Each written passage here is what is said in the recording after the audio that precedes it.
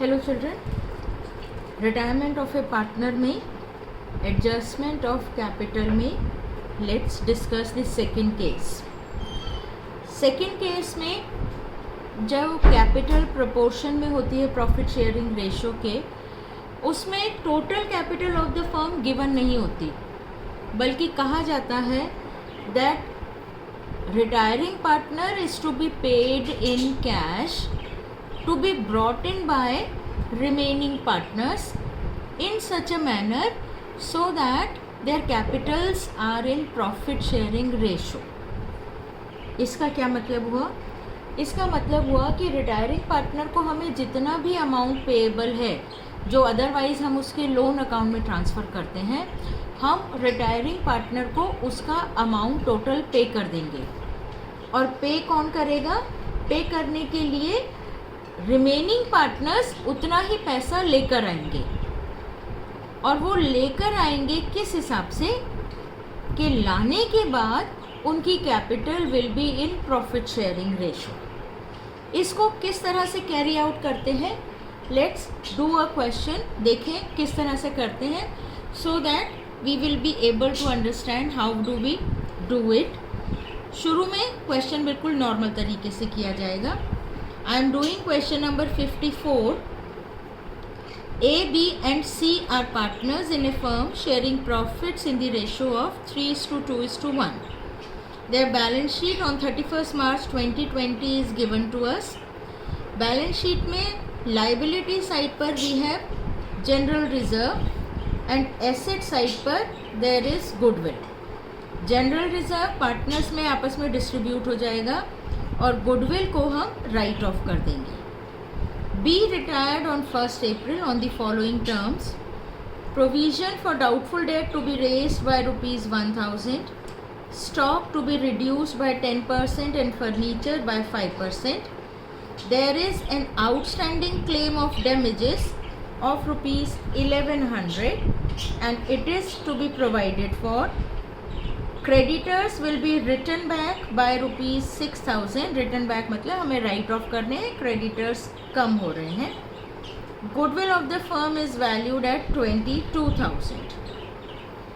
B is paid in full with the cash brought in by A and C in such a manner that their capitals are in proportion to their profit sharing ratio and cash in hand remains at ₹10,000. Prepare revaluation account, capital account and balance sheet of A and C. So हम start करते हैं question. Start करते हैं, इसको हम working notes के लिए रखते हैं। A, B and C profit sharing ratio is 3:2:1. B is the retiring partner. New profit sharing ratio हमें नहीं गिवन, तो न्यू प्रॉफिट शेयरिंग रेशो हो जाएगी 3:1। गुडविल हमने फर्म की वैल्यू की है 22,000, तो बीज शेयर कितना हो गया? 20 शेयर हो गया 22,000 into 2/6। This is 1/3 of 22,000। 3 7s are 21, remainder 1, 3 3s are 3s are 3s are 7,333। Decimal में मैं नहीं ले रही। अब गुडविल की compensation entry,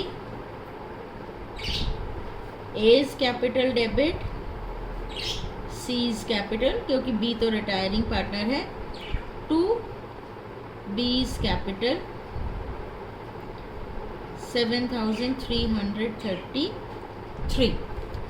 This will be debited in A and C in the ratio of 3:1। तो 3:1 मतलब 3/4 1/4, तो 4 से डिवाइड करूँ, 4 1s are 4, 3 remainder, 4 8s are 32, 1 4 3s are 12, 1 4 3s are 12। सो 1833 और एज कैपिटल कितनी हो गई? 5500।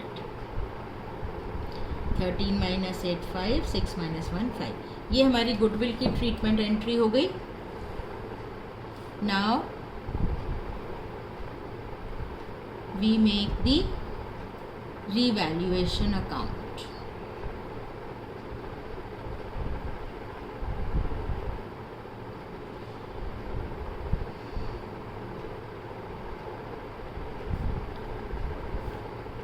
Particulars rupees, particulars rupees. Revaluation करते हैं. Provision for doubtful debt is raised by 1000, तो लॉस हुआ. To provision for doubtful debt 1000. Already हमारा 3000 का है, 1000 से रेज होकर न्यू बैलेंस शीट में 4000 से चला जाएगा. Stock is reduce by 10%. Stock है हमारा 1800 का, रिड्यूस कर रहे हैं 10% से, यानी 1800. एंड फर्नीचर बाय 5%, तो फर्नीचर हमें 5% से रिड्यूस करना है. Value of furniture is 30,000. 30,000 का 5% कितना हुआ? 1500. Then there is an outstanding claim of damages of rupees 1100 and it is to be provided for. ये हमारी liability बढ़ रही है. Outstanding claim of damages. So to claim of damages 1100. Creditors are to be written back by 6000. So by creditors 6000. हमारी कौन सी side बड़ी है? 1800 plus 2800 plus 1500 4300 plus 11 54. Credit side बड़ी है, थोड़ा सा एक्सटेंड करना पड़ेगा हमें रिवैल्यूएशन अकाउंट को.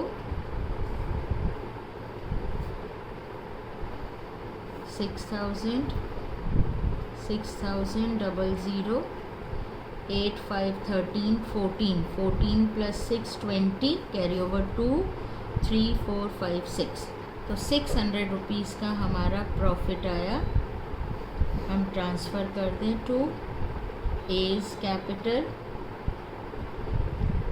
बीज capital, C's capital. Revaluation account 3:2:1 की रेशो है, तो 100 200 300. रीवैल्यूएशन अकाउंट में एडजस्टमेंट ऑफ कैपिटल का कोई इफ़ेक्ट नहीं आता. रादर कैपिटल अकाउंट भी शुरू में तो हमारा नॉर्मल तरीके से ही बनता है.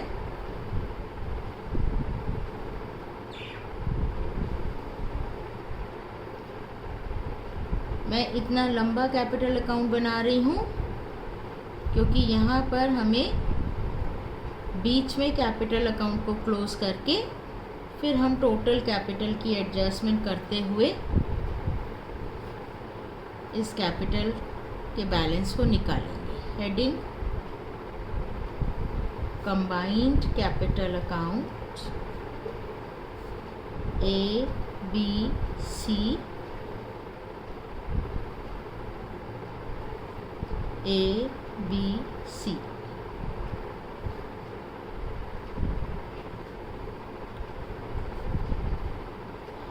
First of all, we'll take their opening balances by balance brought down.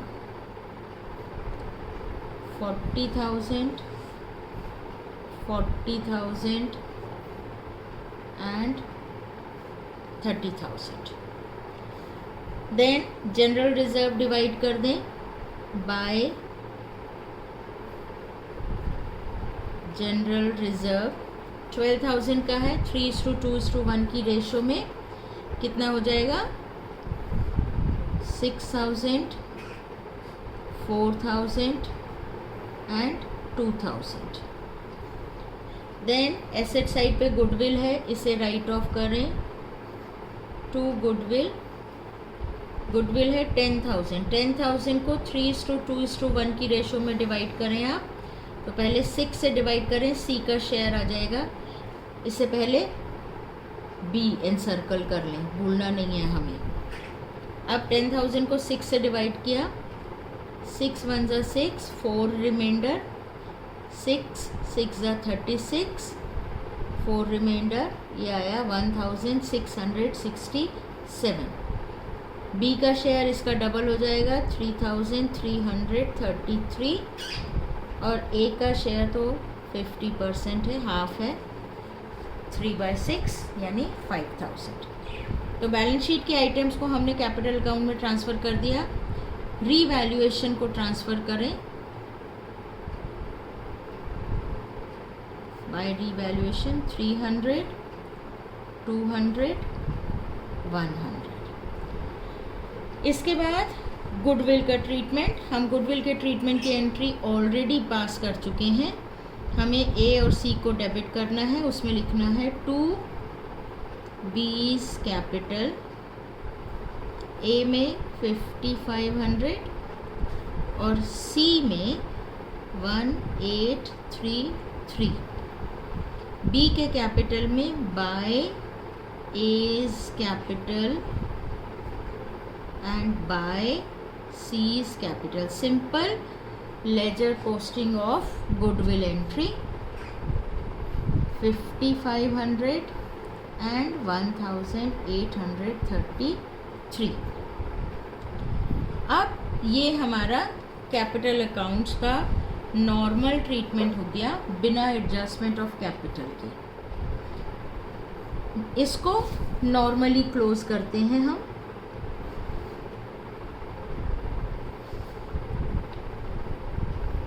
सबसे पहले बी के कैपिटल अकाउंट को क्लोज करें।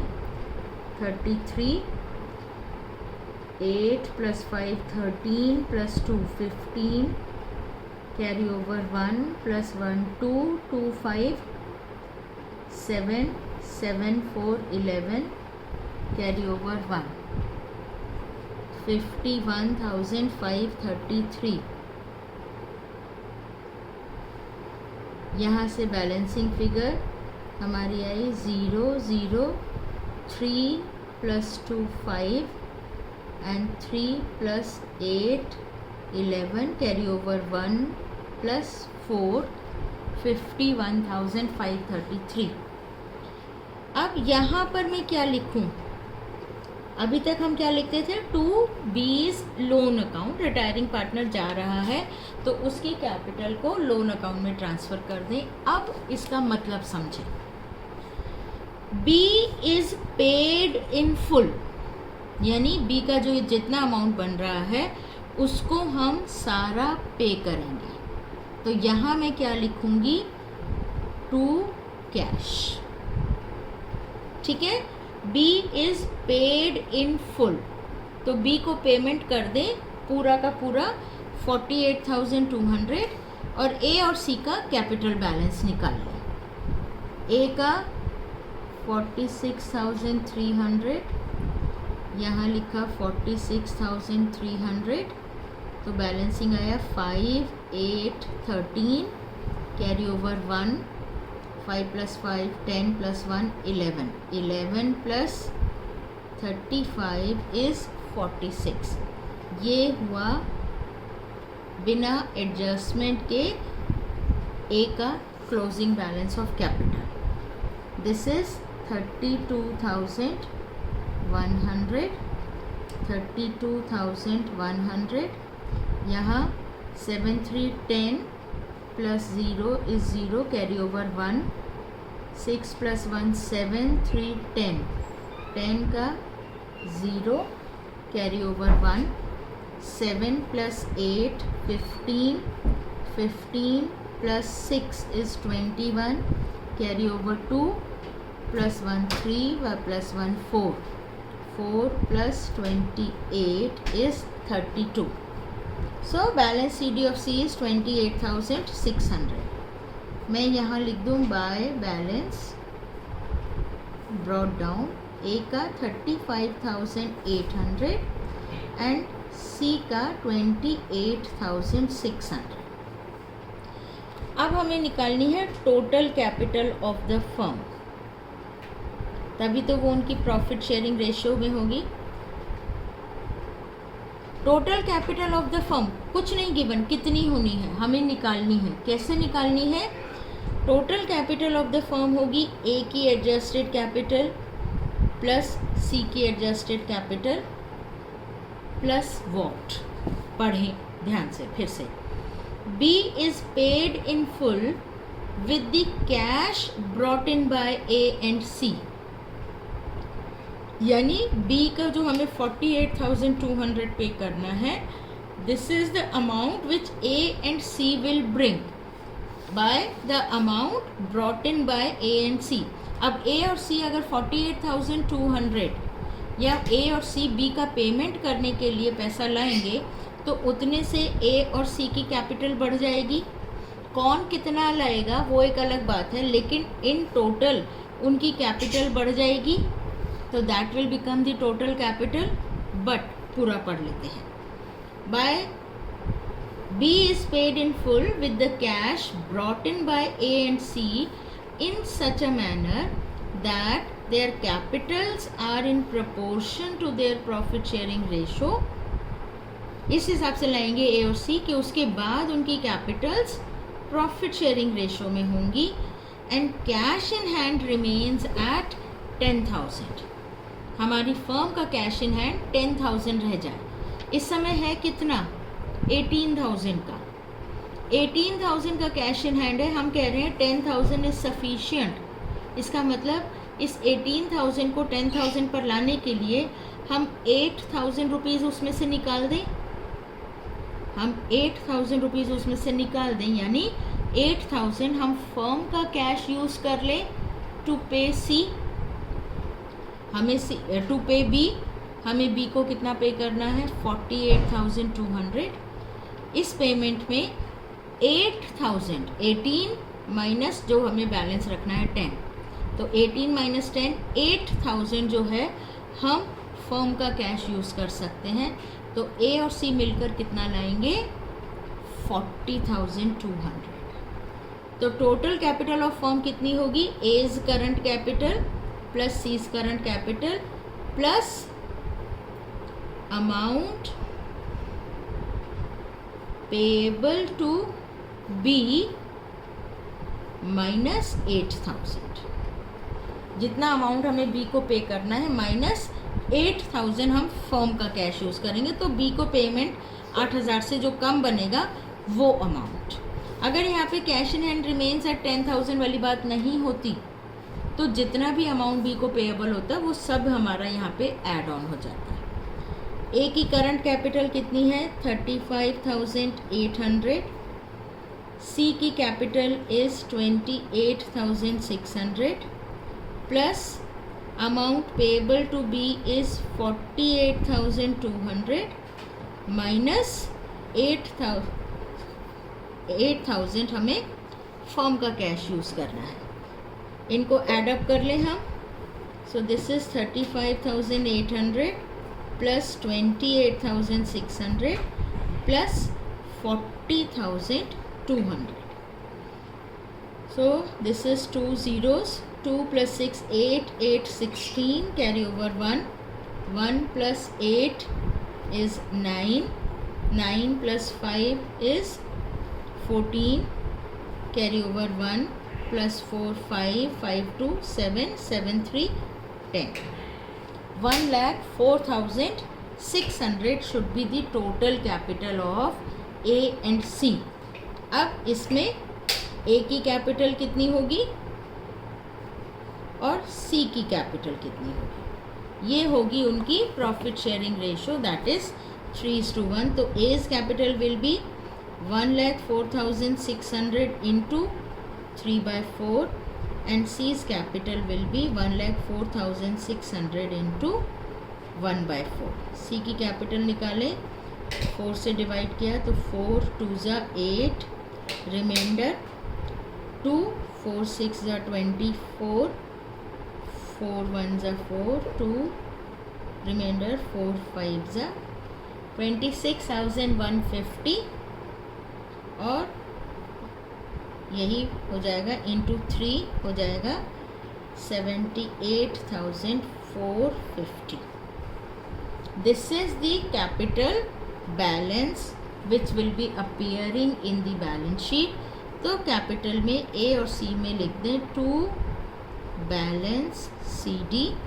ए में 78,450 एंड सी में 26,150. Now we close these capital accounts and find out कि इन्हें कितना कितना कैश लाना है. ए का कैपिटल अकाउंट डेबिट साइड का टोटल ज़्यादा है 78,450. तो 78,450 बाय कैश कितना लाएगा 50. 8 + 6 14 कैरी ओवर 1. 6 + 2 8. 3 + 4 7. 42,650. और सी के कैपिटल में क्रेडिट साइड ज़्यादा है यानी उसकी existing capital is more than required 28,600. तो सी विल विदड्रॉ कैश. कितना कैश विदड्रॉ करेगा 450 600 हो गया 2,450. अब हमें कितना कैश मंगाना था ये 40,200. ए लेकर आ रहा है 42,650 जबकि सी लेकर जा रहा है 2,450. वेरीफाई कर लेते हैं हम क्योंकि हमेशा ए और सी जितना लेकर आएंगे that should be equal to कि उन्हें कितना कैश लेकर आना है. ए लाया 42,650 और सी ले गया 2,450. 0 0 6 - 4 2 2 - 2 0 4 - 0 आ गया ना आपका 40,200 जितना कि ए और सी को मिलकर लेकर आना था. हमेशा ऐसा ही होगा. यहाँ तो एक लेकर आ रहा है एक विड्रॉ कर रहा है लेकिन वॉट एवर इट इज़ चाहे एक ला रहा है एक ले जा रहा है चाहे दोनों ला रहे हैं इस लाने ले जाने की कोई रेशो नहीं है. बट इस लाने ले जाने के बाद capital of remaining partners will be in the profit sharing ratio. ये चीज़ का आपको ध्यान करना है. Now will make the balance sheet.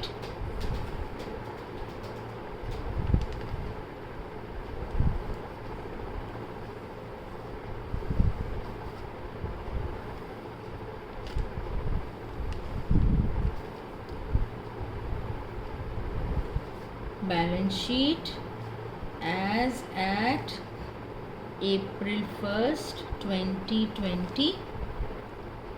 Assets rupees, liabilities rupees. First asset is cash in hand. Cash in hand हमने ऑलरेडी 10,000 रखने का रख लिया था तो इसमें से 8,000 हमने यूज़ कर लिया. हमारा कैश इन हैंड हो गया 10,000. देन डेटर्स पर कोई चेंज नहीं है 25,000 ही है. बट प्रोविज़न हमने 1,000 से बढ़ा दिया था तो 3,000 + 1,000 प्रोविज़न हो गया हमारा 4,000 का. नेट अमाउंट आ जाएगा 21,000. स्टॉक की वैल्यू हमारी 10% से कम हुई थी. 18,000 में से 1,800 कम हुआ तो स्टॉक रह गया 16,200 का. एंड फर्नीचर 5% से कम हुआ था. फर्नीचर की वैल्यू 30,000 1,500 से कम हुई थी तो वैल्यू हो जाएगी 28,500. क्लेम फॉर डैमेजेस और क्रेडिटर्स ये दोनों हमारे लाइबिलिटी साइड के आइटम है फर्नीचर के बाद. मशीनरी में कोई चेंज नहीं, एंड गुडविल हमने राइट ऑफ कर दी है। Then we come to liability side. Creditors, creditors are return back by 6000। हमारे क्रेडिटर्स हैं 30,000, जिसमें से 6000 कम हो गया, क्रेडिटर्स रह गए 24,000 के। बिल्स पेएबल में नो चेंज, बिल्स पेएबल 16,000। इसके बाद हमने एक लाइबिलिटी फॉर डैमेजेस क्रिएट की थी, क्लेम फॉर डैमेजेस। तो क्लेम फॉर डैमेजेस हमारा है कितने का, 1100 का।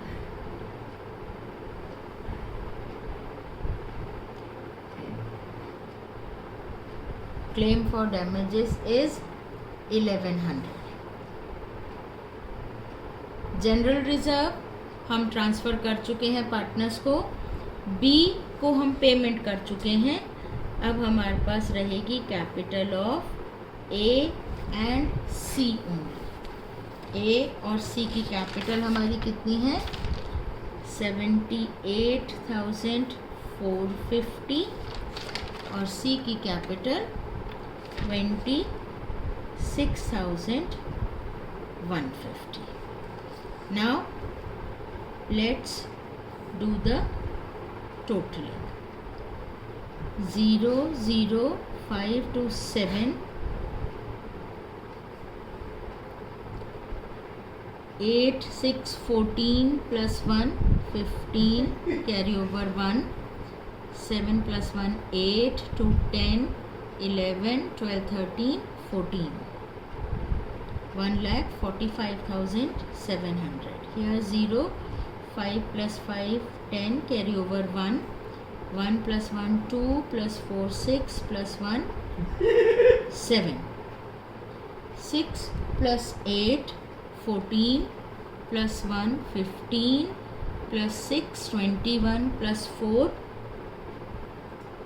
25, carry over 2 plus 2, 4 plus 1, 5, 5, 7, 12 plus 2, 40. So the balance sheet total is matching. So this is how the second adjustment is to be carried out. इसके बाद 2 क्वेश्चंस और हैं हमारे, और हमारी क्लासेस भी अब 2 हैं. सो लेट्स सी हम कैसे करते हैं. एक और इसके अंदर, when total capital of the new firm is equal to the total capital before retirement. Next class में I will discuss that. I hope ये पर्टिकुलर मेथड आप लोगों को क्लियर हो गया होगा. Thank you. God bless you.